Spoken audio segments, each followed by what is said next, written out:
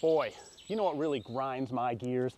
Having to carry a whole bunch of extra weight when I'm backpacking. Because you know me, I'm just an ultralight fiend. It's all about the ounces for me. And those gosh darn park rangers, look what they're making me carry around now. Have you seen these? Chances are you may be hiking on a trail where these are now required. I'm of course kidding. I love the park rangers, they're wonderful.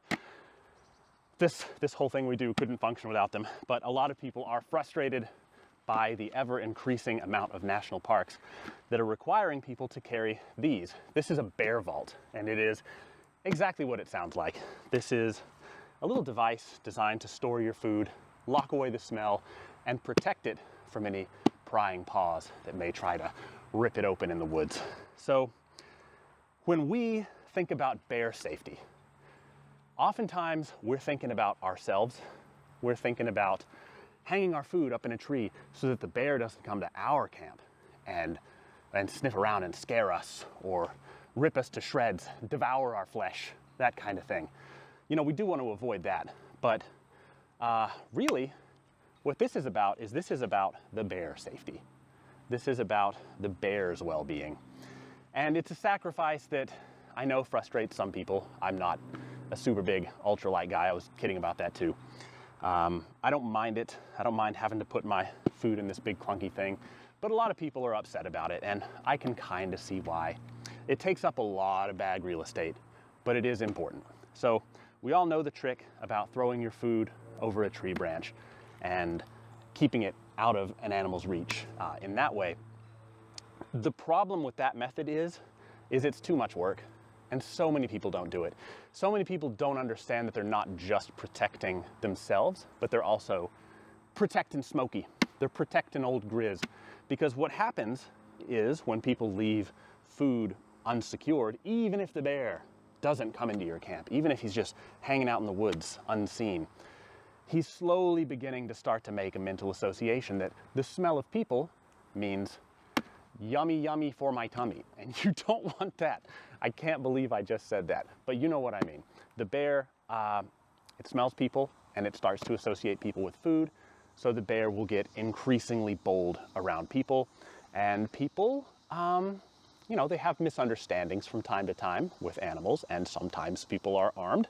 Sometimes bears make their way into cities and they become what you call nuisance bears, and rangers have to come and euthanize them because they feel that it's only a matter of time before something bad could happen with a bear being so comfortable around people.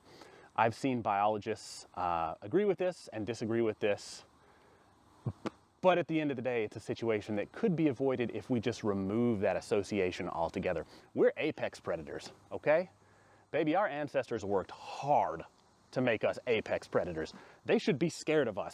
They shouldn't be hanging out near us and causing these kinds of miscommunications, these kinds of mishaps. So we should take on that responsibility to best keep our distance, to keep that association from ever forming. And that's where these bad boys come in here. They're idiot proof, and that's why national parks likes them.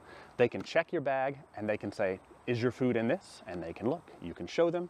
They might even just tap your bag to see if they can feel the bear canister, and then they'll leave you on your merry way. Because when you have one of these, it's almost a guarantee that your food is going to be secured. It's a guarantee that your food is going to be kept away from old Grizz. And that is a huge step in the right direction of making sure that this kind of food association stops. They can't trust you to sling your bag over a tree. They can trust you to have one of these. So I suggest go ahead and picking one up. They're a little on the expensive side. The small one was about 70 bucks.